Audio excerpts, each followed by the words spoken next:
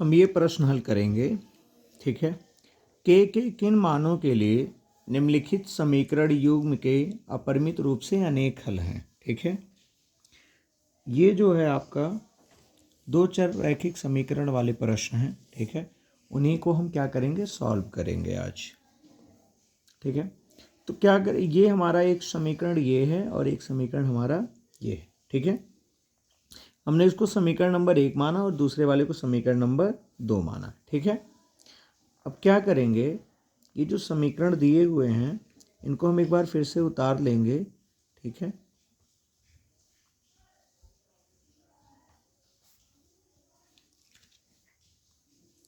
हल लिखने के बाद हम इसको उतार लेंगे, ठीक है।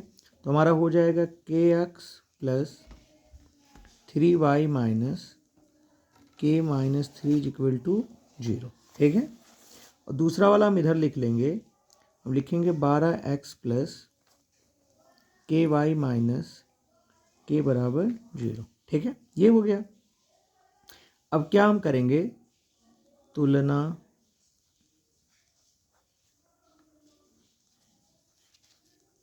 करने पर, ठीक है। क्या करेंगे, हम इसको लिखेंगे तुलना करने पर। अब अगर हम तुलना करेंगे, ठीक है, तो हमारा फार्मूला होता है तुलना करने वाला a1x plus b1y plus c1 equal to 0, और इधर हमारा होता है a2x plus b2y plus c2 equal to 0, ठीक है। अब अगर इस चीज़ को हम यहाँ पे पुट करें, यहाँ पे रखें इसको उठा के, तो हम देखेंगे कि जो हमारी वैल्यू है a1 है, उसकी वैल्यू हमारी k आ रही है, ठीक है। b1 की वैल्यू हमारी 3 आ रही है, तो b1 इज इक्वल टू हमारा हो जाएगा 3, और जो c1 है हमारी, वो पूरा ये वाला पार्ट कौन सा, माइनस k माइनस 3 आ रहा है, ठीक है। ये हो गया। अब इधर देख लीजिए आप, तो अगर इस चीज़ को यहाँ पे पुट करेंगे तो हमारा a2 की वैल्यू जो है वो आ जाएगी 12, b2 की वैल्यू हमारी हो जाएगी k, और c2 की वैल्यू हमारी हो जाएगी माइनस k, ठीक है। ये हो गया। अब क्या करेंगे, हमें अनेक हल चाहिए, ठीक है। तो इसके लिए फार्मूला होता है हमारा a1 बटा a2 बराबर b1 बटा b2 बराबर c1 बटा c2, ठीक है। ये हो गया। अब हम क्या करेंगे, लिखेंगे मान रखने पर, ठीक है। a1 हमारा कितना है k, तो हमने k लिख दिया, बटा a2 हमारा कितना है 12, तो 12 हमने लिख दिया, बराबर है, बराबर लिख दिया b1 हमारा है 3, हमने 3 लिख दिया, b2 हमारा है k, हमने k लिख दिया, ठीक है। बराबर है, बराबर है, c1 हमारा है माइनस, ठीक है, माइनस k माइनस 3 बटा c2 हमारा है माइनस k, तो ये माइनस से ये माइनस क्या हो जाएगा, कट जाएगा, ठीक है। ये हो गया। अब क्या करेंगे, इस चीज़ को हम सॉल्व करेंगे, ठीक है। क्या करेंगे, सॉल्व करेंगे। ये दोनों पार्ट हम ले लेंगे, हम लिखेंगे k बटा 12 बराबर 3 बटा k, ठीक है।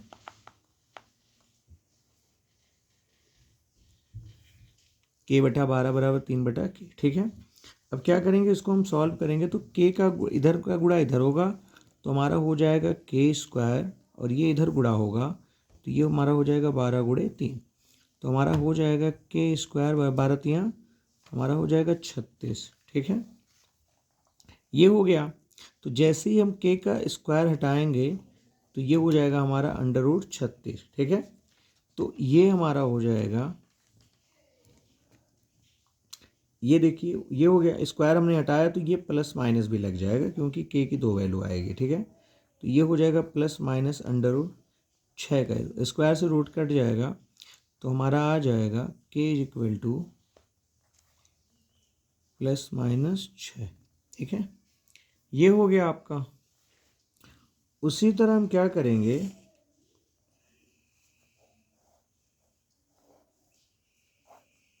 उसी तरह हम दूसरे पार्ट को भी क्या करेंगे, सॉल्व करेंगे। ठीक है, दूसरा पार्ट हमारा क्या कह रहा है, दूसरा पार्ट हमारा जो है ये है।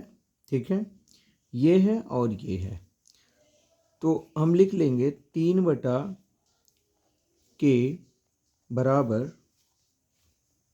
3/k बराबर, यहाँ पे आप देख लीजिएगा ये अलग अलग ही हैं, k बराबर -6 और +6। ठीक है, याद रखिएगा इसको।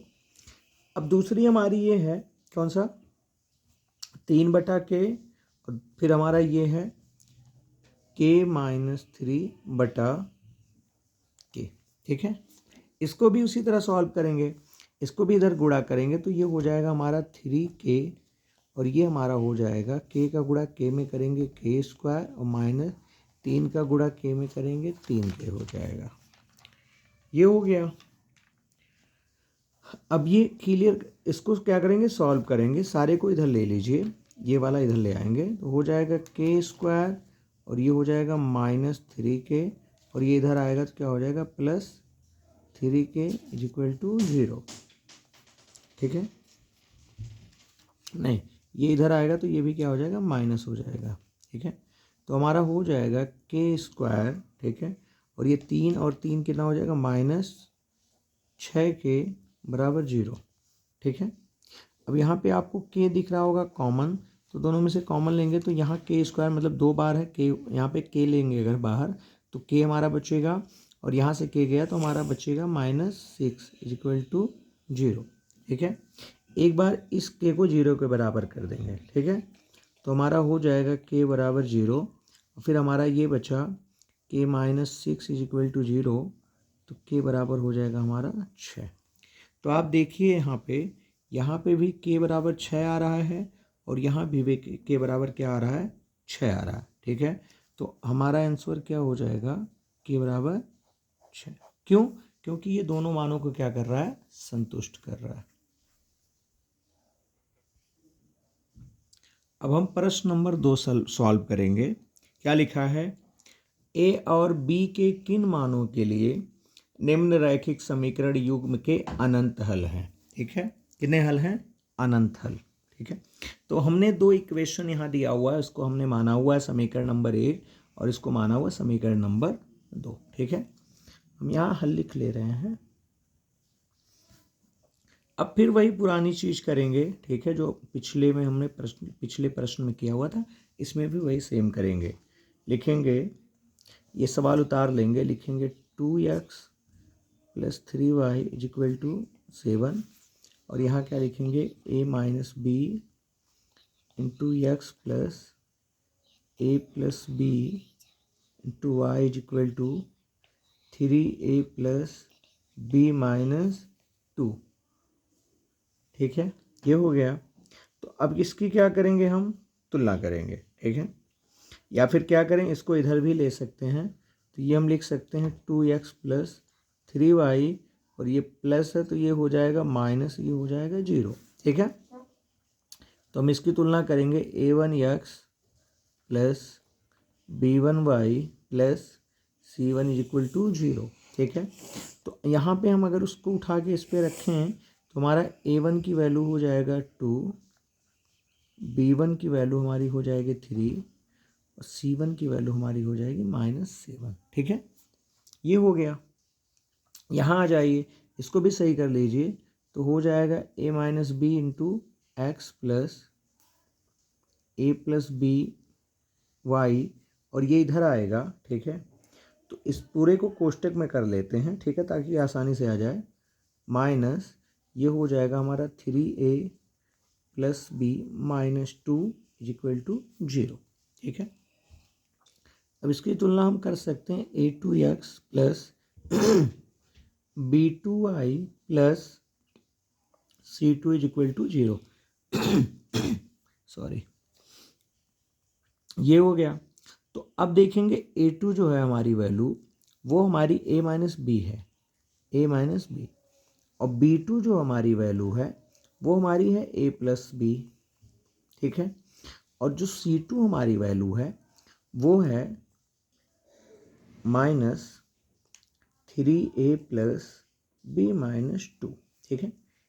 ये वाली वैल्यू a1 की हो गई, ये वाली वैल्यू b2 की हो गई, और ये वाली वैल्यू आपकी c2 की हो गई, ठीक है। ये हो गया। अब आप यहाँ देखेंगे आपको क्या चाहिए, अनंत हल चाहिए, ठीक है। तो इसके लिए फार्मूला आपको अभी पिछले में हमने पढ़ा हुआ था, a1/a2 is equal to b1/b2 is equal to c1/c2, ठीक है। ये हो गया। तो उसके बाद लिखेंगे मान रखने पर, ये हो गया। अब क्या करेंगे, a1 की वैल्यू हमारी कितनी है 2, हमने 2 रख दिया। a2 की वैल्यू हमारी कितनी है a माइनस बी, हमने a माइनस बी रख दिया, बराबर है, बराबर लगा दिया। b1 हमारा कितना है 3, b2 हमारा कितना है a प्लस बी, बराबर है, बराबर लगा दिया। c1 हमारा है -7 और c2 है हमारा -3a प्लस बी माइनस 2। इस माइनस से ये माइनस कट जाएगा, ठीक है। तो हमारी जो वैल्यू आएगी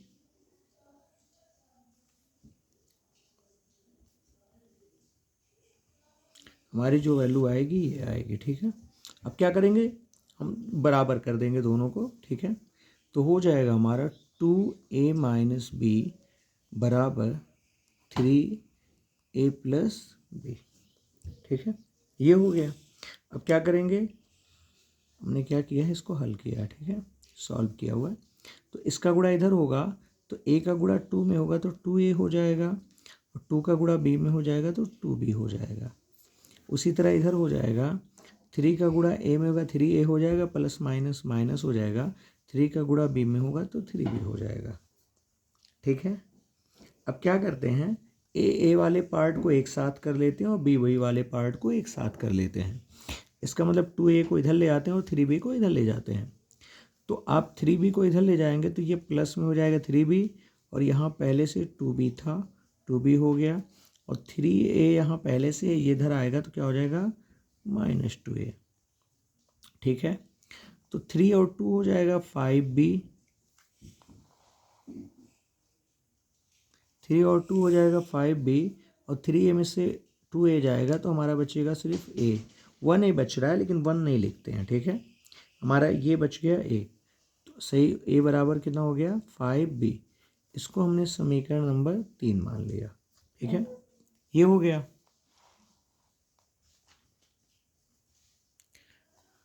अब देखिए हम क्या करेंगे, इनकी और इनकी तुलना कर देंगे, ठीक है, या इनकी कर दें, क्योंकि एक दूसरे के सारे लोग क्या हैं, बराबर हैं। तो इस बार हम फिर लिख सकते हैं a/a माइनस बी बराबर 7/3a प्लस बी माइनस 2। अगर इसका हम गुणा करें इधर तो हमारा ये हो जाएगा 3a² और ये हो जाएगा प्लस ab -2a, और इधर इसका गुणा इधर करें तो ये हो जाएगा 7a और -7b। ये हो गया। अब क्या करते हैं, ठीक है, सारी वैल्यू इधर कर लेते हैं, ठीक है।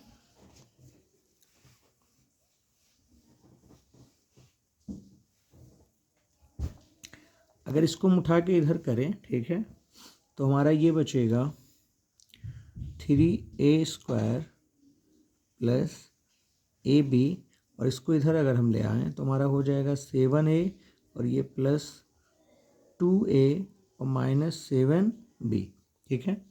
तो हमारा ये हो जाएगा 3a² plus ab is equal to 7×2 9a -7b, ठीक है। ये हो गया।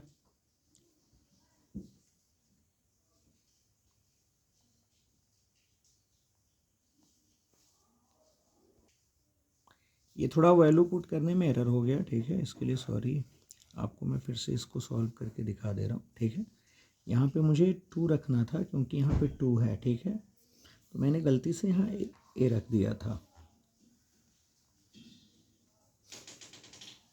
अब देखिए अगर इसको हम गुणा करें इधर तो हमारा हो जाएगा 3 2 जा 6a और प्लस प्लस प्लस हो जाएगा 2 का गुणा b में करेंगे तो आपका हो जाएगा 2b और प्लस माइनस माइनस हो जाएगा 2 2 जा आपका हो जाएगा 4, ठीक है। ये हो गया इज इक्वल टू, अब इसका गुणा अगर इधर करेंगे तो 7 का गुणा a में करेंगे तो 7a और माइनस 7 का गुणा b में करेंगे तो हमारा हो जाएगा 7b। ये हो गया। अब a वाले को चाहो तो आप इधर ले लो और b वाले को इधर ले लो, ठीक है। तो हम b वाले को इधर करते हैं तो हमारा b इधर जाएगा तो 2b पहले से था और ये माइनस वाला इधर जाएगा तो प्लस 7b हो जाएगा और ये -4 पहले से यहाँ पे था और 7a यहाँ पहले से है और ये इधर आएगा तो -6a हो जाएगा क्योंकि ये प्लस में है, ठीक है। तो 7 और 2 9b हो जाएगा और -4 बराबर 7a में से 6a गया तो आपका a बचेगा, ठीक है। इसको आप समीकरण नंबर 4 मान लीजिए, ठीक है। फिर लिखिए समीकरण 3 तथा 4 की तुलना करने पर। ये हो गया। अब क्या करेंगे 3 और 4 की तुलना करेंगे तो यहाँ पे a बराबर इतना है और ये तीसरा वाला a बराबर इतना है। इसका मतलब दोनों a, अगर a दोनों में है तो बराबर हैं ये दोनों, तो ये दोनों भी क्या होंगे एक दूसरे के बराबर होंगे, ठीक है। तो आप यहाँ लिख सकते हो 5b किसके बराबर है 9b माइनस 4 के। तो 5 को इधर ले आए 4 को इधर ले जाइए, ठीक है। तो हमारा हो जाएगा 9b और ये इधर ले आएंगे तो -5b और 4 माइनस है तो उधर जाएगा प्लस हो जाएगा। तो 9 में से 5 गया आपका बचेगा 4b और बराबर b, तो b बराबर आपका हो जाएगा 4/4। 4 से 4 को काट दिया हमने तो b बराबर हमारा आ गया 1, ठीक है। b बराबर 1 आ गया तो हम किसी भी समीकरण में 3 में 4 में किसी में भी रख सकते हैं। तो हम लिखेंगे b का मान समीकरण 4 में रखने पर, मैं 4 में रख रहा हूँ, आप आसानी से 3 में भी रख सकते हैं, वही वैल्यू आएगी, ठीक है। तो हमारा हो जाएगा यहाँ पे 9b minus 4 is equal to a। तो 9 इंटू 4 की वैल्यू b की वैल्यू 1 है -4 इज इक्वल टू a। तो 9 1 जा 9 -4 इज इक्वल टू a। तो a इज इक्वल टू 9 -4 मतलब 9 में से 4 गया आपका 5 हो जाएगा। तो a की वैल्यू हमारी 5 आ गई। तो a बराबर 5 और b बराबर 1 क्या करेगा इस मान को, ठीक है, संतुष्ट करेगा। धन्यवाद।